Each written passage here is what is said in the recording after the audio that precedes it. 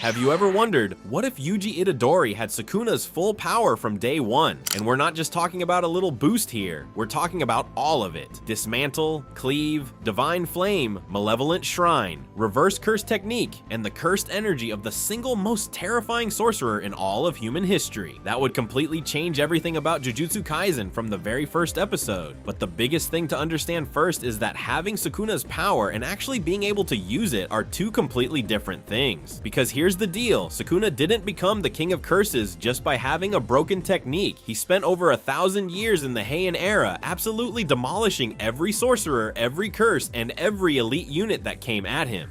His understanding of cursed energy is on a completely different level than anyone alive today. So if Yuji suddenly has all of that power sitting inside him, he doesn't instantly know what to do with it. He's still a high schooler from Sendai who just lost his grandfather. He's got the raw material of a god, but zero blueprint for how to use it. Think of it like handing someone a nuclear reactor when they've only ever used a flashlight. So in this timeline, Yuji has all of Sukuna's techniques somewhere deep inside him. But at the start of the story, most of it is locked behind instinct. He can't fire off Dismantle on command. He can't open Malevolent Shrine. What he does have, though, is an absolutely monstrous amount of cursed energy and a body that's being pushed way beyond its limits by power it doesn't fully understand yet, and that changes everything. So the story still begins the same way. Yuji is living his normal life, his grandfather dies, and then Megumi shows up looking for Sukuna's finger. The cursed spirit situation at the school kicks off, just like in the original timeline, and Yuji, being Yuji, jumps straight into danger without hesitating. But here's the twist. When Yuji picks up Sukuna's finger, something different happens immediately, because Yuji already has Sukuna's full power inside him. So the moment that finger touches him, it's more like a key turning in a lock that was already there. The finger slots in perfectly. Sukuna's consciousness stirs inside him immediately, but Yuji doesn't lose control the way the original timeline suggested he would. So Yuji eats the finger. The cursed spirit in the room feels the surge of energy, and for just a second, it stops. Because what just woke up inside that building is not a first-year student with potential. It's something the cursed spirit world has not felt in over 1,000 years. And then Yuji, not Sukuna, just Yuji, looks at it and completely obliterates it without even fully understanding what he just did. And that's when everything starts to change. Gojo still arrives on the rooftop, and the rooftop scene still plays out mostly the same, except this time, Gojo walks into the most insane situation he has ever encountered in his entire career, because Gojo can feel cursed energy the way most people feel temperature. And the moment he gets near Yuji, he feels something that should not exist. This isn't just a boy who swallowed one finger and got a little stronger. This is Sukuna's full power bottled inside a human body that still has complete control of itself. Gojo goes quiet for a second, and for Gojo, going quiet is basically screaming, because what he's looking at right now is not just a vessel, it's the single most dangerous piece of potential that has ever walked into his field of vision. Yuji has Sukuna's techniques, Sukuna's cursed energy reserves, and on top of all of that, he has his own completely ridiculous physical ability on top. Gojo immediately understands one thing: if this kid grows up wrong, he doesn't just become a threat, he becomes the threat that ends everything. But if he grows up right, he might become the only person in history who can actually carry this world forward when Gojo himself is gone. So instead of the original timeline where Gojo is basically already planning to use Yuji as a tool to collect fingers, here Gojo becomes genuinely invested. For the first time in his life, he's looking at a student he actually has to think about. This isn't a mentorship, this is a mission. Yuji still meets Nobara. Gojo still throws both of them into their first mission together while Megumi watches. But the moment they walk into that cursed building, the atmosphere is already different, because every curse inside can feel Yuji before they even see him. The cursed energy radiating off this kid is like a pressure system. It fills the room before he does. The fight still happens, but one of the curses, mid-attack, launches itself at Yuji and gets cut clean in half before it reaches him. Not by a weapon, not by a technique Yuji consciously activated. Dismantle fired off completely on its own, pulled straight out of him by instinct the second something threatened his life. Yuji stares at the clean diagonal cut through the air where the curse used to be. He has no idea what that was. Nobara has no idea what that was. And Megumi, watching from the outside, goes very still because he recognized it, and he knows exactly who that slash belonged to. The mission still ends in a win, but Gojo now has confirmation of something he suspected the moment he met Yuji. The techniques are already surfacing, and they're going to keep surfacing faster and faster whether Yuji controls them or not. Now we move into the detention center arc, and this is where things change drastically. The cursed energy around the building is still massive. The special grade curse curse is still inside, and Megumi still senses that they might be in over their heads. But when the special grade curse appears and launches at Yuji, something insane happens. The curse lands a direct hit, and nothing happens. Yuji just stands there. The attack dissipated against his cursed energy output like a wave hitting a seawall. The curse tries again, same result, and then Yuji, still not fully understanding what he's capable of, grabs it, activates Dismantle through contact instinctively, and cuts it apart. That's when it gets insane, because Sukuna, still conscious somewhere deep inside Yuji, was watching that entire fight, and the moment it ends, Sukuna doesn't try to take over. He doesn't rip Yuji's heart out. He doesn't cause chaos. He just goes quiet in a way that is somehow more unsettling than if he'd done anything at all, because Sukuna just watched a 17-year-old body dispatch a special grade curse using his techniques without even trying. And Sukuna is interested, genuinely dangerously interested. Yuji is not a prison to him anymore. He's a project. Yuji never dies in this arc. The heart gets removed, moment never happens. And Megumi, Yuji, and Nobara all walk out of the detention center, which means the higher-ups have a completely different problem on their hands now, because they can no longer pretend this situation is contained. Because Yuji survived the detention center with a special grade curse's techniques firing out of his own body, the higher-ups know immediately what they're dealing with. A vessel with Sukuna's full power who has zero intention of dying. In the original timeline, Yuji's temporary death gave everyone a reset. Here, there is no reset. Yuji is alive, he's getting stronger, and Gojo is standing directly in front of him like a wall between him and every executive who wants him executed. Gojo begins training Yuji personally and immediately, not the casual mentorship of the original story. Real, focused, intentional training, because Gojo knows that untrained power at this level is more dangerous to Yuji than to anyone else. If Malevolent Shrine fires off in the middle of Shibuya during a panic, it's over. So Gojo starts teaching him exactly how to control the output, how to keep Dismantle contained to his hands instead of letting it bleed into the environment, how to feel the difference between his own cursed energy and the reserves that belong to Sukuna's technique. And Yuji is a terrifyingly fast learner, not because he's a genius, but because unlike Gojo's Limitless, which requires the six eyes to properly understand, Sukuna's technique is about feeling. It's about instinct and intent. And Yuji, who has always operated on instinct and whose whole identity is built around protecting people, adapts to it faster than anyone expected.